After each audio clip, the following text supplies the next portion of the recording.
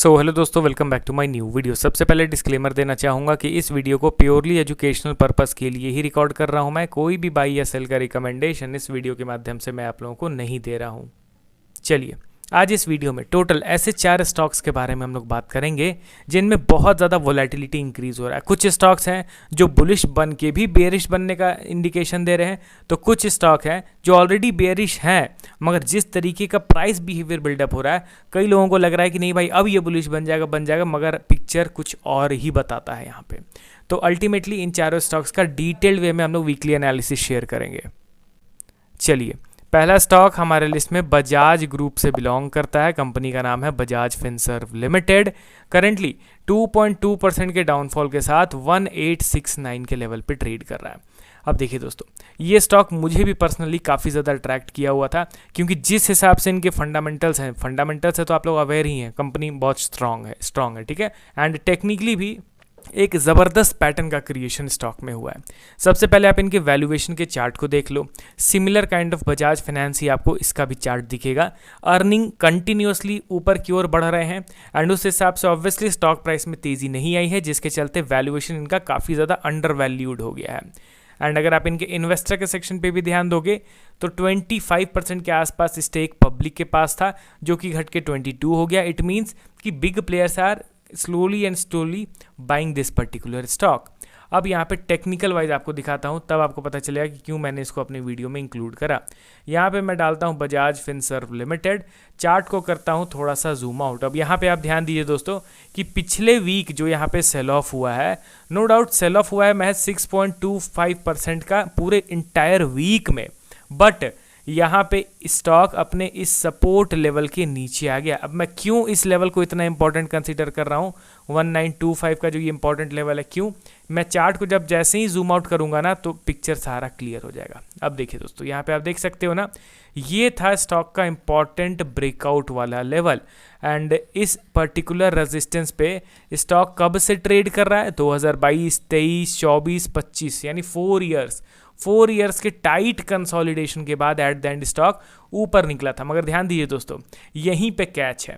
आपको क्या दिख रहा है कि स्टॉक नो डाउट इस ब्रेकआउट वाले लेवल के ऊपर तो गया, बट यहीं पे ये कंसोलिडेट कर रहा था, लैक ऑफ मोमेंटम दिख रहा था, ठीक है।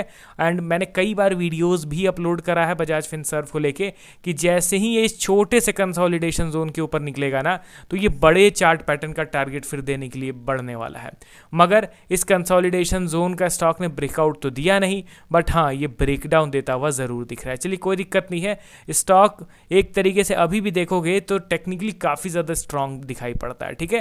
एंड मैं बस इसके सपोर्ट लेवल को अगर ड्रॉ करूं तो ये एक ट्रेंड लाइन आप ड्रॉ करके बैठो, ठीक है। एंड इस ट्रेंड लाइन पे आप देख रहे हो ना, मल्टीपल टच पॉइंट्स मिल रहे हैं, 1, 2, 3, ये 4 हो गया एंड अभी करेंटली उसी लेवल के पास ये पहुंच रहा है। तो थोड़ा सा इसको क्लोजली ट्रैक करने की अभी ज़रूरत है, क्योंकि ये अपने मेजर ट्रेंड लाइन के पास पहुंच गया है, ठीक है।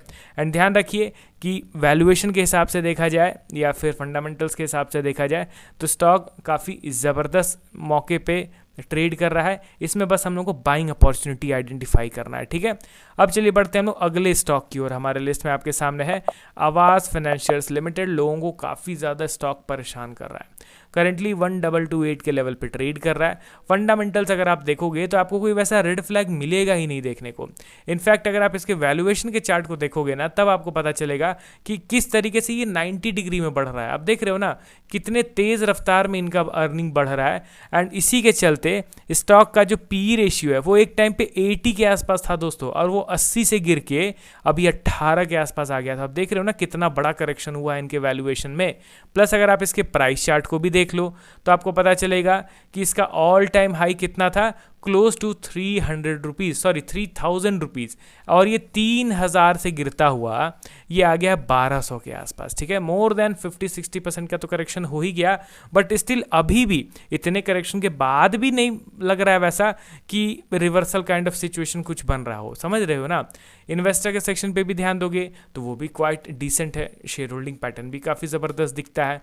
मगर टेक्निकली नो डाउट स्टॉक में क्लियर कट दिख रहा है कि buyers are currently not interested invested in this particular stock. Fundamentals कितने भी अच्छे हो, मगर टेक्निकल को तो देख के यही पता चलता है कि अभी बड़े प्लेयर्स बिल्कुल भी अपना इंटरेस्ट शो नहीं कर रहे हैं इस स्टॉक में। मैं इसका चार्ट अगर ओपन करूं तो आपको दिखेगा कि एक strong and major support level था दोस्तों, जिसका मैं बिल्कुल भी एक्सपेक्ट नहीं कर रहा था कि उसका ब्रेकआउट मिलेगा। ये था मेजर सपोर्ट लेवल, ठीक है।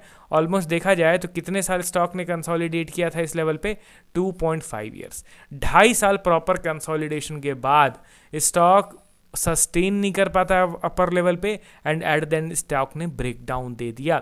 तो सिनेरियो अच्छा खासा बन रहा था, मे बी मुझे लग रहा था कि एक स्ट्रॉन्ग बेस बनेगा तो reversal kind of situation create हो जाएगा, बट बेस का तो ब्रेक डाउन हो गया। तो अब मैं यहाँ पे इंस्टेंटली बुलिश रिवर्सल तो एक्सपेक्ट नहीं कर सकता हूँ।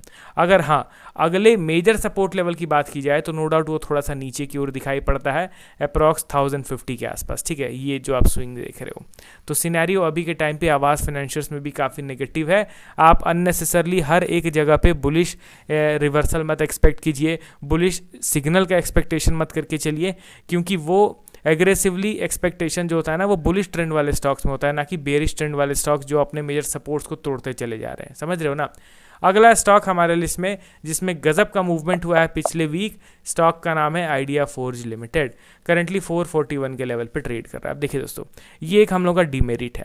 जब कोई स्टॉक बहुत ज़्यादा नीचे गिर जाता है ना, तो हम लोग का एक्सपेक्टेशन बढ़ जाता है, होप बढ़ जाता है कि जब ये इतना नीचे गिर गया तो अचानक से बीच में बाइंग स्पाइक आता है, एंड हम लोग उसी में टूट पड़ते हैं कि भाई इतना गिरने के बाद अब ये उठ रहा है तो शायद से ये रिवर्सल है।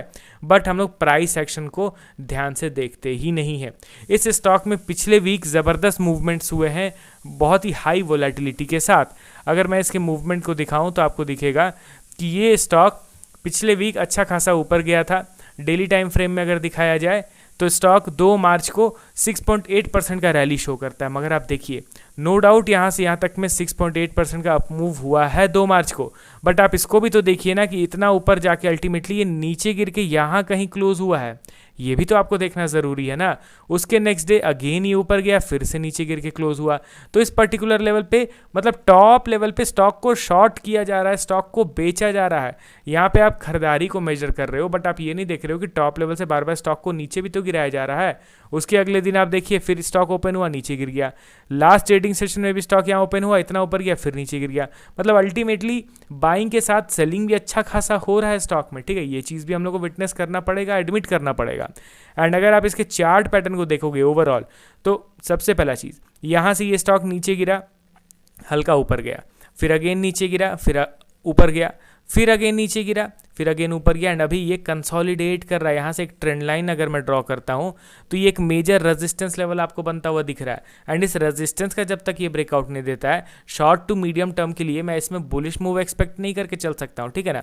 क्योंकि अभी जो ये बाइंग स्पाइक देख रहा हूँ मैं, उससे बड़े बड़े बाइंग स्पाइक्स हम लोगों ने ऑलरेडी स्टॉक में विटनेस किया है। एग्जाम्पल के तौर पर 22 दिसंबर को आप देखो तो इंट्राडे एक दिन में 16.7% ऊपर चल गया, एंड उसके नेक्स्ट डे से ही देख लो धीरे धीरे करके वो अगेन न्यू लो का क्रिएशन कर दिया। तो इसीलिए सडन बाइंग हो रहा है, कोई दिक्कत नहीं है, इसमें उतना ज़्यादा कूदने की ज़रूरत नहीं है मेरे हिसाब से। अगला और लास्ट स्टॉक हमारे लिस्ट में, ये भी मुझे पर्सनली बहुत शानदार कंपनी लगती है fundamental wise, Mrs Bectors food specialities limited. Bakery products बनाती है, एंड आप लोगों ने इनके बहुत सारे प्रोडक्ट्स को कंज्यूम भी किया होगा। इनके वैल्यूएशन के चार्ट को देख लो, अच्छा है। अब इनका वैल्यूएशन ड्रॉप कर रहा है, क्योंकि इसके पहले तो हमेशा पीक लेवल पे ही था, अब यहाँ पे वैल्यूएशन नीचे गिरना स्टार्ट करता हुआ दिखाई दे रहा है। इन्वेस्टर के सेक्शन पे देखोगे तो ड्रास्टिक चेंज, पब्लिक के पास 27% स्टेक था जो कि गिर के 14% हो गया, बाकी के सारे शेयर्स बड़े प्लेयर्स ने खरीद लिया। एंड टेक्निकली अगर इसको देखा जाए तो ये भी आफ्टर अ लॉन्ग टाइम, देखिए मौका देता नहीं था खरीदारी करने का, मगर अब आफ्टर अ लॉन्ग टाइम एक अच्छा खासा बाइंग अपॉर्चुनिटी ये हम लोग को दे रहा है। सबसे पहला चीज़ कि इसमें डिसेंट करेक्शन हो गया, नहीं तो जब से बाइंग स्टार्ट हुआ था करेक्शन बिल्कुल भी नहीं मिल रहा था देखने को।